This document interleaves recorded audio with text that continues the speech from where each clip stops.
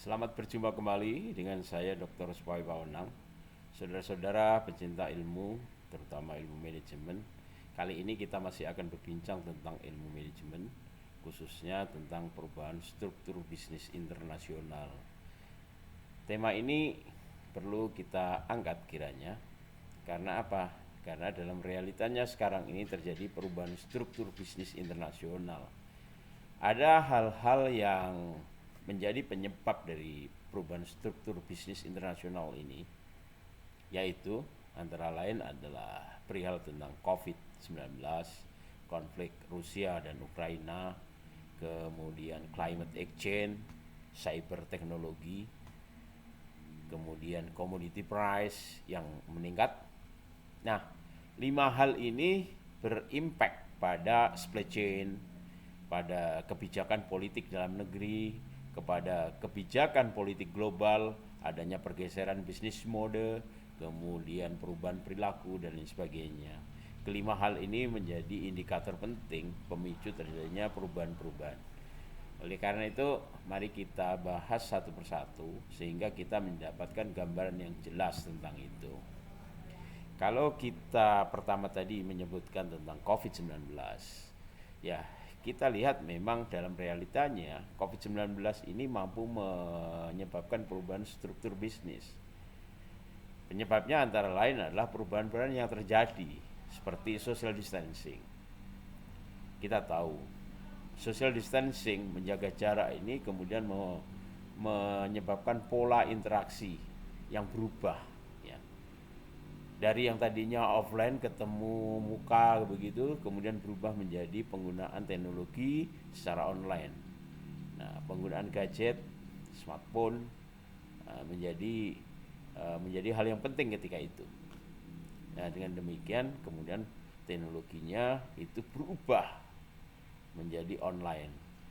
Nah, perubahan-perubahan dari teknologi offline ke online ini tidak hanya pada interaksi individu saja, tetapi kemudian merubah perilaku sosial, perilaku institusi dan lain sebagainya, termasuk di dalam bisnis. Ya, bisnis mau tidak mau untuk menjaga eksistensi dan konsistensi dari operasionalnya, dia harus membuatkan pola. Nah, pola-pola yang dibuat inilah kemudian mengarah kepada smart manufacturing. Ya, smart manufacturing artinya adalah melakukan operational manufacture menggunakan teknologi online. Jadi penggunaannya tidak lagi dengan jarak dekat tetapi jarak jauh dengan sistem remote. Ya, dikendalikan dengan teknologi semua dan inilah menjadi smart manufacturing. Nah, perubahan-perubahan ini ternyata terjadi secara cepat. Nah, dalam konteks negara misalnya pemerintah atau negara pada kondisi COVID-19 ini dihadapkan pada suatu permasalahan yang berat, ya. Seperti terkurasnya anggaran negara.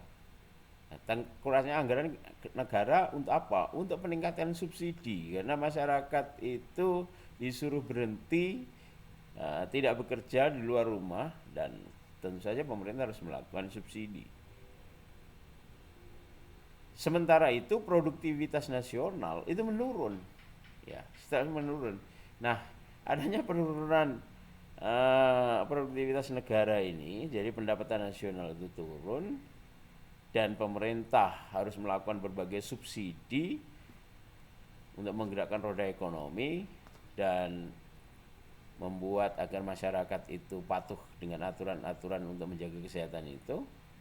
Maka sumber kekurangan dana ini ya diperoleh dengan hutang. Oleh karena itu wajar saja kalau kemudian negara ini mempunyai hutang yang cukup besar, gitu, penambahan hutang. Bahkan di negara-negara lain terjadi pencetakan uang, gitu ya, pencetakan uang. Karena hutang sudah sulit, maka harus melakukan cetak uang. Seperti negara-negara lain, seperti negara di Amerika dan sebagainya itu melakukan cetak uang.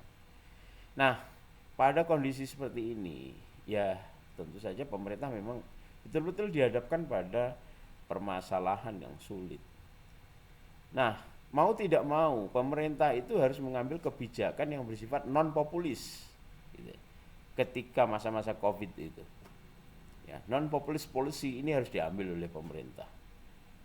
Kenapa? Karena memang terjadi perubahan dari mode bekerja, mode belanja juga berubah semua, perilaku sosial semua berubah.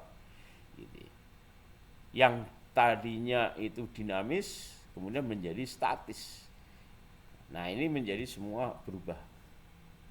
Nah dampak dari pandemi COVID-19 ini kan tadi itu negara menambah hutang, produksi menurun, produksi individu maupun produksi organisasi perusahaan menurun, organisasi negara juga menurun, ya, pendapatan nasional menurun, pengangguran meningkat, kesejahteraan tentu saja akan menurun.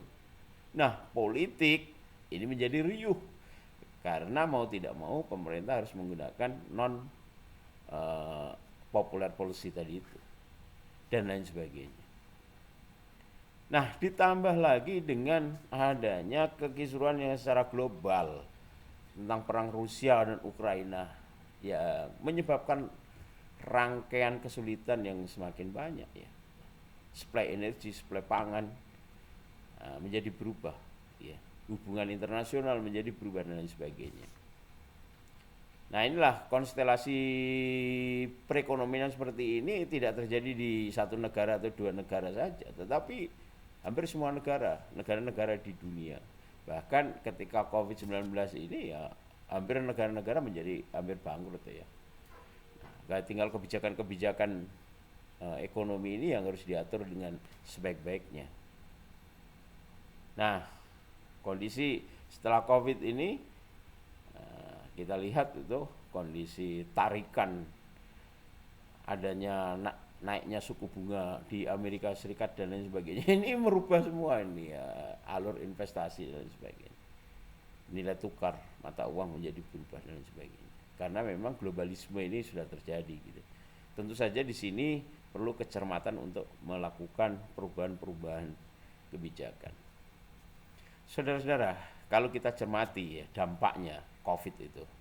Pada masa COVID-19 itu hampir semua negara loh mengalami shock gitu. Semua negara, bukan lagi hanya Indonesia, tapi semua negara mengalami shock. Supply chain terhambat. Karena supply chain terhambat, maka produksi ini menjadi terhambat pula gitu, ya. Kenapa terhambatnya? Ya karena terhentinya interaksi dengan negara-negara lain tadi itu. Interaksi individu terganggu, interaksi perusahaan terganggu, interaksi negara antar negara lain juga terganggu karena semuanya menggunakan, hampir semuanya atau majority itu menerapkan pola lockdown dan lain sebagainya. Social distancing ini tadi yang merubah itu tadi. Akibatnya adalah semua negara mengalami krisis. Semua negara kemudian untuk menjaga agar krisis ini tidak mempengaruhi perekonomian negaranya, mau tidak mau dia harus mengubah kebijakan-kebijakannya. Kenapa? Ya, kalau nggak berubah kebijakannya akan menghasilkan krisis yang lebih dalam. Perubahan yang paling mendasar dan hampir semua dilakukan oleh negara adalah negara tiba-tiba menyubsidi masyarakatnya dengan besar, gitu ya. Subsidinya menjadi besar. Karena apa? Masyarakat tidak bekerja, ekonomi mandek.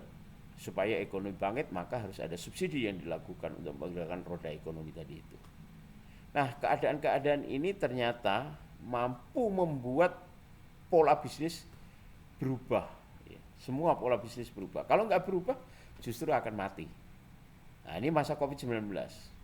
Nah, sekarang masa COVID setelah COVID-19 ini, mau tidak mau pemerintah menetapkan kebijakan yang tidak populis untuk mengembalikan tadi itu, mengembalikan krisis menjadi ke normal untuk meningkatkan pertumbuhan ekonomi kembali. Pemerintah menetapkan kebijakan yang tidak populis. Nah, kenapa tidak populisnya? Tidak populisnya antara lain kalau dilihat dari perspektif internasional tidak populis, dilihat dari perspektif nasional juga bisa menjadi tidak populis gitu. Nah, pemerintah umumnya adalah konsentrasi ke inward looking, melihat ke dalam dulu, menjaga stabilitas yang ada di negaranya. Pergeseran pola kerjasama dengan asing terjadi pergeseran mode. pergeseran kepentingan ya. Nah, di sini kalau kita amati ada semacam adu strategi untuk memperoleh opportunity antar negara itu. Ya. Caranya gimana? Caranya adalah dengan memanfaatkan isu global, memanfaatkan kondisi yang disruption ini. Jadi cara memperoleh opportunity melalui pengamatan yang friksional ini penting sekali. Langkah strategis itu penting dilakukan. Kalau enggak bisa negara mengalami krisis yang berkepanjangan. Karena dalam realitanya semasa COVID-19 itu banyak negara-negara yang mengalami kondisi hampir kebangkrutan kan. Seperti negara Sri Lanka, Argentina, Zambia, Ekuador, Timor Leste dan lain sebagainya itu hutangnya itu meningkat melampaui kemampuannya. Nah, di Indonesia sendiri misalnya terjadi penggunaan anggaran untuk macam-macam kan, untuk bagaimana untuk membangun ya, melakukan pembangunan fasilitas umum, subsidi masyarakat, stimulasi gaji PNS agar terjadi stabil, tidak merusak. Nah, inilah di sini ini yang harus dilakukan satu kecermatan-kecermatan. Tapi alhamdulillah pemerintah itu sudah melakukan langkah-langkah yang cerdik, langkah-langkah yang tepat gitu. Meskipun Indonesia akhirnya ya berdampak pada peningkatan hutang. Tetapi peningkatan hutang ini kalau dihitung dengan manfaatnya masih sangat bagus gitu. Ya. Indikatornya apa? Indikatornya Indonesia tidak masuk dalam sinyalemen yang dibuat oleh IMF itu bahwa ada 60 negara yang terancam bangkrut. Indonesia tidak masuk. Itu artinya adalah langkah strategis secara operasional ekonomi sudah bagus. Nah, memang kondisi-kondisi seperti ini setelah COVID ini ya harus dilakukan stimulasi untuk membangkitkan roda ekonomi. Nah, kalau kita amati sudah cukup bagus ini pemerintah ini menerapkan kebijakan-kebijakan.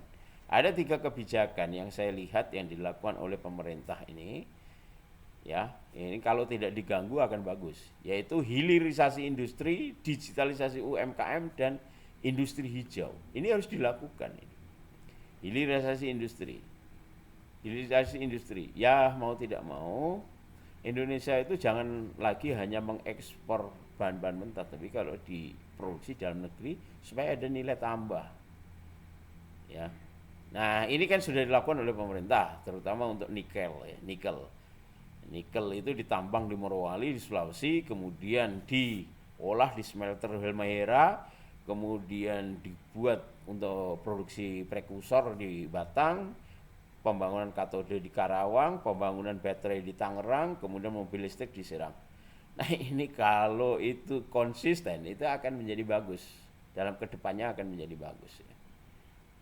Nah, begitu juga untuk kelapa sawit ya. Kelapa sawit itu kan bisa untuk CPO, untuk minyak goreng, untuk bahan bakar dan lain sebagainya.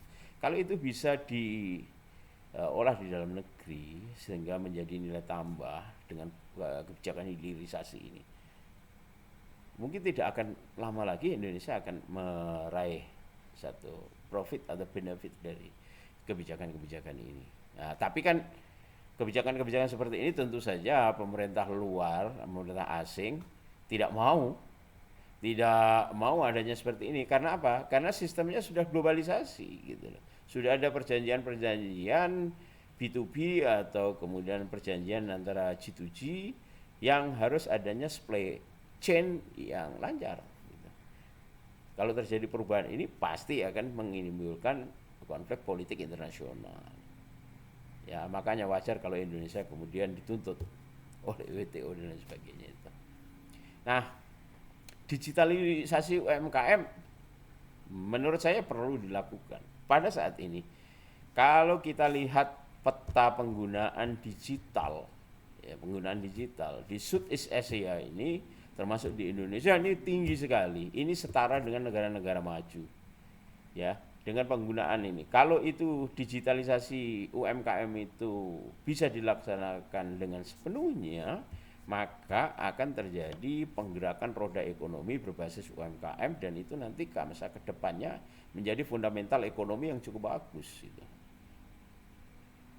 Nah, ini perlu didukung dengan pengembangan kebijakan-kebijakan yang dulu sudah diadakan, misalnya financial inclusion ya. Energy inclusion ini didukung, dipadukan dengan kebijakan-kebijakan di masa-masa disruption era ini akan bisa menghasilkan satu bisnis berbasis digital yang akan menjadikan fundament ekonomi yang akan menjadi lebih bagus. Ya, digitalisasi UMKM ini perlu direalisasikan. Ya, kemudian industri hijau mau tidak mau ini karena berkaitan dengan isu global tentang global warming, tentang climate exchange dan lain sebagainya. Industri hijau perlu dilakukan ya. Nah, industri hijau ini yang paling utama adalah pengurangan bahan bakar. Ya, bahan bakar terutama berbasis pada fosil. Nah, untuk apa? Untuk mengurangi global warming dan mengatasi dampak dari climate exchange itu. Maka perlu dilakukan diversifikasi energi menjadi energi baru terbarukan. Inilah yang harus dikejar, harus dilakukan peningkatan penggunaannya. Yang kedua, konflik Rusia-Ukraina misalnya. Konflik Rusia-Ukraina terbukti mampu mengganggu supply chain dari energi dan pangan. Maka yang berdampak langsung seperti Eropa itu ekonominya menjadi terhambat. Karena ekonomi terhambat di masa globalisasi ini, maka supply apapun, supply kapital dan lain sebagainya juga menjadi terhambat. Inilah menjadi krisis dunia. Maka wajar kemudian kalau pada tahun 2023 ini ada sinyalemen bahwa akan terjadi krisis ekonomi secara global. Wajar saja karena indikator-indikatornya seperti itu. Ya, harga-harga komoditi terbukti telah meningkat. Ya. Tidak hanya di ekonomi, di politik juga begitu, terjadi panas. Gitu.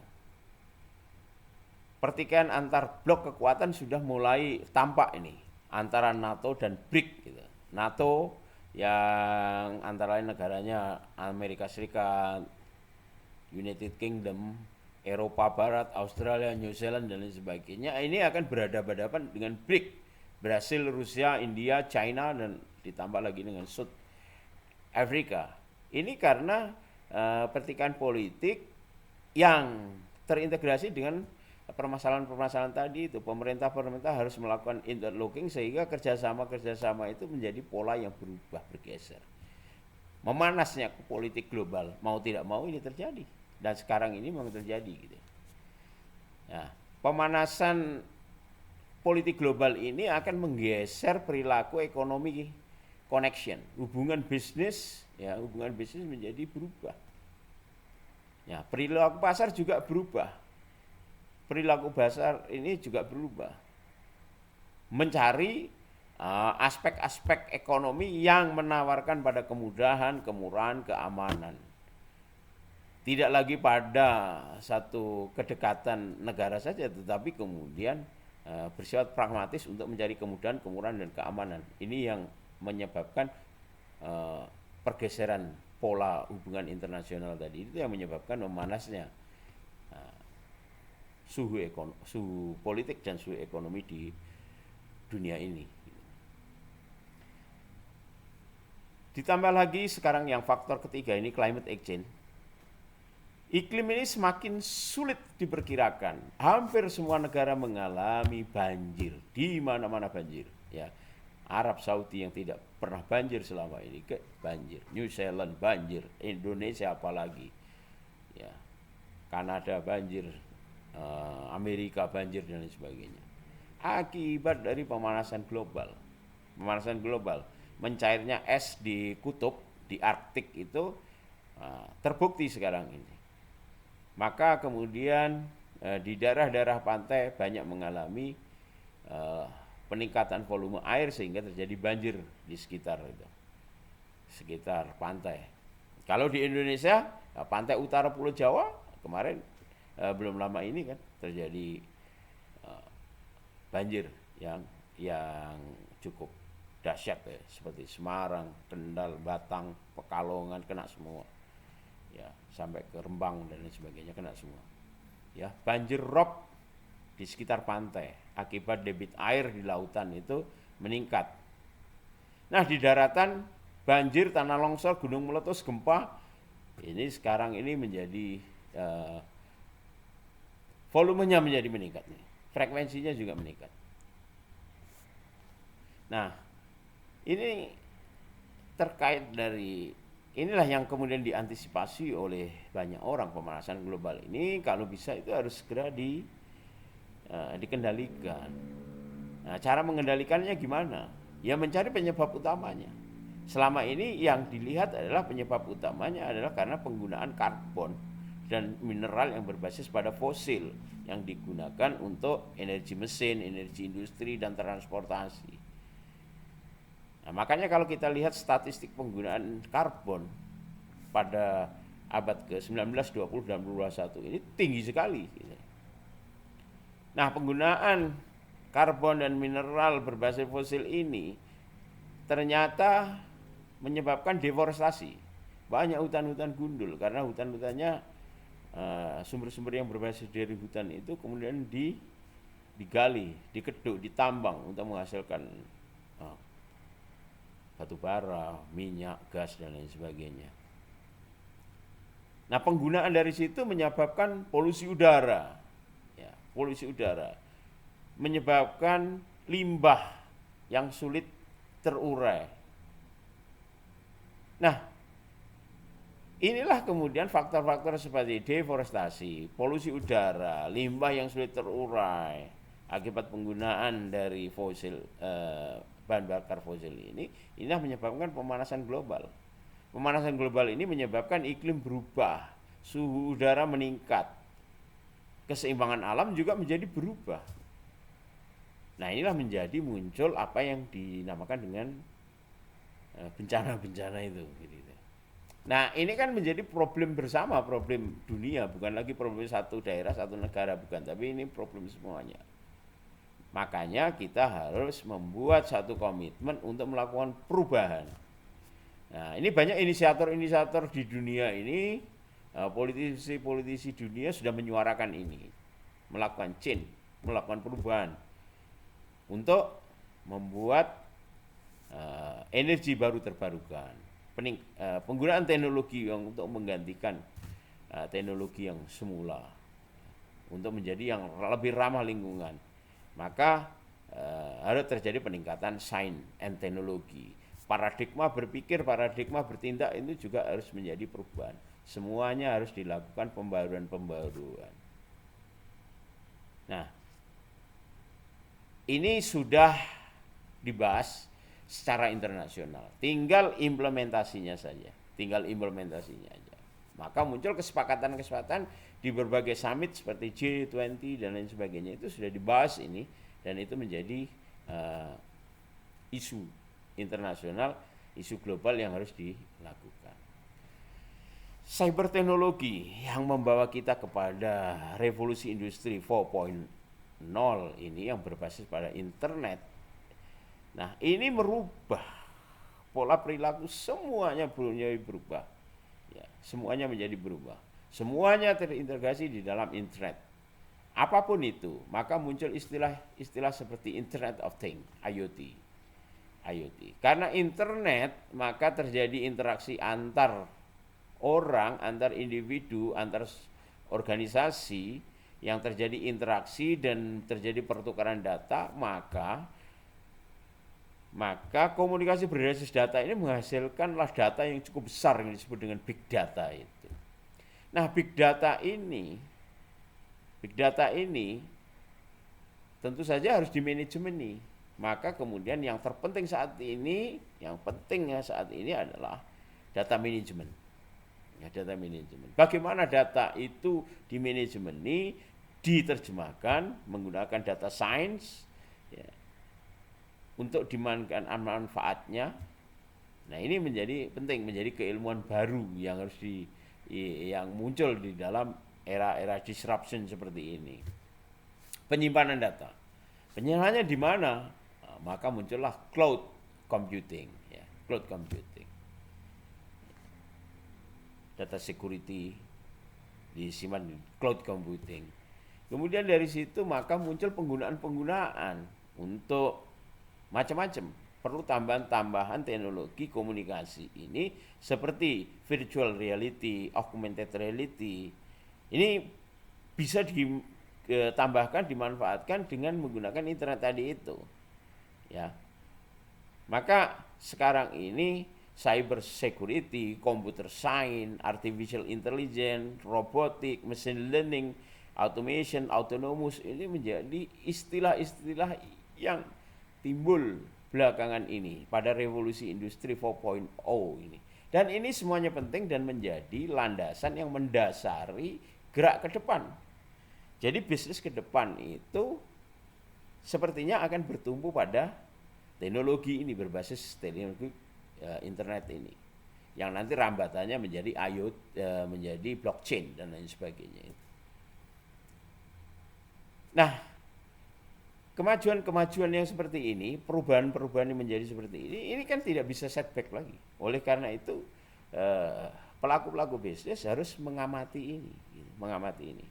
Oleh karena itu manajemen bisnis harus sudah terbiasa dengan istilah-istilah baru yang muncul di dalam cyber teknologi ini, seperti Internet of Things, Big Data, Data Management, Cloud Computing, Virtual Reality, Augmented Reality, Cyber Security, Computer Science, Artificial Intelligence, Robotic, Machine Learning, Automation, dan lain sebagainya. Ini menjadi sesuatu yang akan menjadi hal yang biasa. Tentu saja ini menggeser pola. Akan ada pekerjaan-pekerjaan yang bersifat rutin dan repetitif ini akan tergantikan dengan robotik misalnya. Akan menggunakan seperti itu. Apalagi nanti dengan adanya penguatan-penguatan di artificial intelligence, maka akan terjadi perubahan-perubahan macam-macam. Apalagi sekarang ini muncul desain and teknologi berkaitan dengan cyber teknologi ini, ada isu-isu tentang immortality dan lain sebagainya ini. Nah, ini akan merubah banyak hal. Ya, immortality. Nah, di climate action merubah menjadi EV, electronic vehicle dan lain sebagainya. Jadi perubahan-perubahan ini senantiasa terjadi, gitu. Maka begitu juga dengan adanya cyber teknologi itu, bisnis ya mau tidak mau harus diintegrasikan dengan teknologi. Bisnis harus diintegrasikan dengan teknologi. Maka memanajemeni suatu perusahaan harus komprehensif berbasis teknologi yang nanti itu bisa dikendalikan dengan sistem, sebuah sistem yang bersifat otonomis. Maka penting bagi manajer untuk membuat enterprise resource planning dengan matang yang mengintegrasikan antara berbagai sumber daya yang ada di suatu perusahaan. Pola-pola interaksinya seperti apa, kepentingannya untuk apa, dan semuanya itu bisa diotomasikan. Bisa diotomasikan. Inilah yang menjadi hal yang sangat penting. Jadi harus jeli melihat penggunaan keuangannya, pendistribusiannya, projectnya, manufacturingnya, purchasingnya, CRM-nya, customer relation management-nya dan lain sebagainya, itu harus diintegrasikan. Itulah yang bisa diwujudkan dalam ERP atau Enterprise Resource Planning ini. Bagaimana hubungan antara sumber daya manusia untuk menjalankan operasional suatu perusahaan, untuk berhubungan dengan customer, untuk pelanggan, kemudian untuk menciptakan keuangan dan lain sebagainya. Ini harus betul-betul dikelola secara matang. Dan begitu juga hubungan dengan supplier dan lain sebagainya itu, supplier baik dalam supplier lokal maupun supplier global, inilah memunculkan supply chain management. Jadi seorang manajer itu harus sekarang itu memperkaya wawasannya, memperluas pengetahuannya untuk bisa memanajemeni secara sistemik. Ya, karena apa? Karena memang arahnya adalah ke sistemik. Nah, dengan adanya sistemik dan sebagainya itu, perubahan-perubahan seperti commodity price yang seperti sekarang terjadi itu bisa diantisipasi. Gitu. Nah, sekarang memang terjadi lonjakan-lonjakan harga-harga komoditi. Harga-harga komoditi. Kalau harga komoditi naik yang menandakan inflasi, jasa pasti akan naik. Gitu. Nah, ini realitanya begitu. Perubahan tentang harga ini merubah perilaku konsumen, merubah macam-macam. Konsumen mungkin sekarang ini betul-betul lagi dengan daya belinya yang biasa-biasa saja yang belum menikah dan lain sebagainya, dia akan memprioritaskan betul-betul kebutuhan, menata lagi kebutuhan yang mana ini. Sangat tidak mendesak, kurang mendesak, sangat mendesak, ini betul-betul diperhatikan. Ya, dia untuk menjadi prioritas. Yang dia beli adalah yang mendesak dulu gitu. Yang sangat mendesak.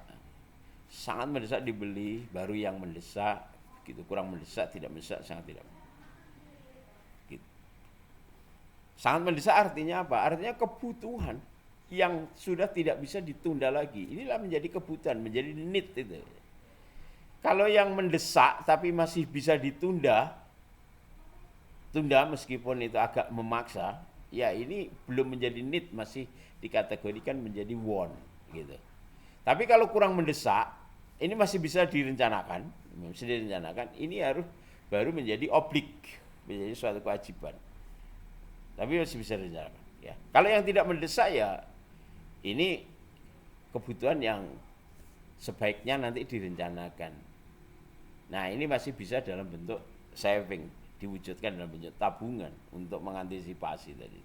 Kalau yang sangat tidak mendesak, bisa direncanakan sesuai syarat, inilah baru investment.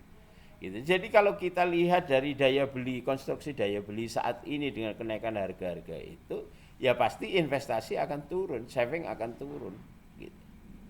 Karena penambahan pendapatan tidak ada. Pendapatan digunakan untuk pemenuhan need dulu, baru want, baru objek, baru saving dan investment. Nah, pergeseran ini tentu saja bagi pebisnis harus betul-betul dicermati ya. Ya, dicermati gitu loh. Nah, begitu juga karena negara ini berinteraksi dengan negara-negara lain, bisnis itu juga sudah bersifat global, hubungannya bukan lagi hanya hubungan dengan bisnis to bisnis di dalam suatu negara, tetapi juga di negara-negara luar, ya harus memperhatikan faktor-faktor ekonomi yang ada di negara-negara lain. Gitu. Bagaimana tingkat inflasi di suatu negara itu, misalnya seperti itu. Ya. Nah, ini harus betul dicermati karena sekarang kan banyak negara-negara yang mengalami inflasi tinggi sehingga harus masuk menjadi pasiennya IMF gitu kan.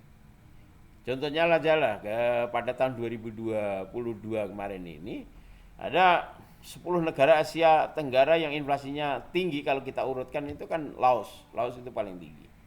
Laos paling tinggi, kemudian Myanmar, kemudian Thailand, Kamboja, Filipina, ya. Singapura tinggi, Indonesia ya lumayan gitu. Meskipun meningkat tapi masih di bawah itu. Baru nanti ke Brunei Darussalam, Vietnam, Malaysia yang paling rendah. Untuk apa namanya Asia Tenggara ya. Nah, ini kan relasi bisnis kan berkaitan dengan itu.